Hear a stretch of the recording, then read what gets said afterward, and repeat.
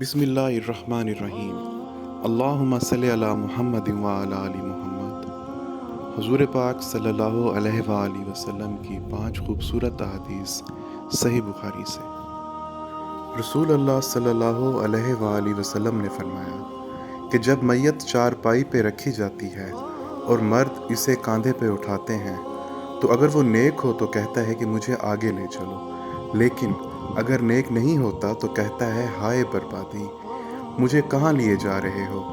اس آواز کو انسان کے سوا تمام مخلوق خدا سنتی ہے، اگر انسان کہیں سن پائے تو بے ہوش ہو جائے۔ حضرت عائشہ رضی اللہ عنہا بیمار کے لیے اور میت کے سوگواروں کے لیے تلبینہ، رواں، دودھ اور شہد ملا کے دلیا پکانے کا حکم دیتی تھی اور فرماتی تھی کہ میں نے رسول اللہ صلی اللہ علیہ وآلہ وسلم سے سنا، آپ نے فرمایا کہ تلبینہ مریض کے دل کو سکون پہنچاتا ہے اور غم کو دور کرتا ہے، کیونکہ اسے پینے کے بعد عموماً نیند آ جاتی ہے۔ صحابہ کا گزر ایک جنازے پر ہوا، لوگ اس کی تعریف کرنے لگے کہ کیا اچھا آدمی تھا، تو رسول اللہ صلی اللہ علیہ وآلہ وسلم نے یہ سن کے فرمایا کہ واجب ہو گئی۔ پھر دوسرے جنازے کا گزر ہوا تو لوگ اس کی برائی کرنے لگے، حضور صلی اللہ علیہ وآلہ وسلم نے پھر فرمایا کہ واجب ہو گئی۔ اس پر حضرت عمر بن خطاب رضی اللہ عنہ نے پوچھا کہ کیا چیز واجب ہو گئی؟ حضور صلی اللہ علیہ وآلہ وسلم نے فرمایا کہ جس میت کی تم لوگوں نے تعریف کی ہے اس کے لیے تو جنت واجب ہو گئی، اور جس کی تم نے برائی کی ہے اس کے لیے دوزخ واجب ہوگی، تم لوگ زمین میں اللہ تعالیٰ کے گواہ ہو۔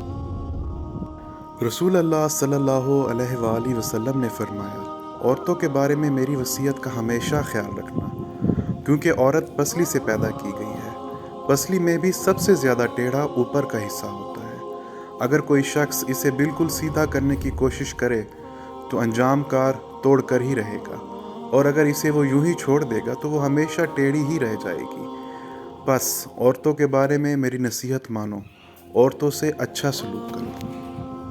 ایک شخص نے رسول اللہ صلی اللہ علیہ وآلہ وسلم سے کہا کہ یا رسول اللہ، میں فجر کی نماز میں تاخیر کر کے اس لیے شریک ہوتا ہوں کہ فلاں صاحب فجر کی نماز بہت طویل کر دیتے ہیں۔ اس پر آپ اس قدر غصہ ہوئے کہ میں نے نصیحت کے وقت اس دن سے زیادہ غضبناک آپ کو کبھی نہیں دیکھا۔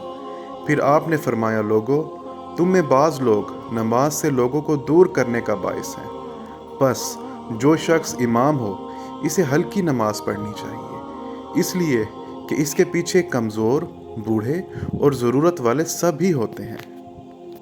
میں امید کرتا ہوں کہ آپ کو ہماری آج کی یہ ویڈیو پسند آئی ہوگی۔ حدیث کو سنیں اور آگے پہنچائیں۔ اللہ آپ سب کا حامی و ناصر ہو۔ ہمارے چینل کو لائک، سبسکرائب ضرور کیجیے گا۔ اپنی دعاؤں میں ہمیں یاد رکھیے گا۔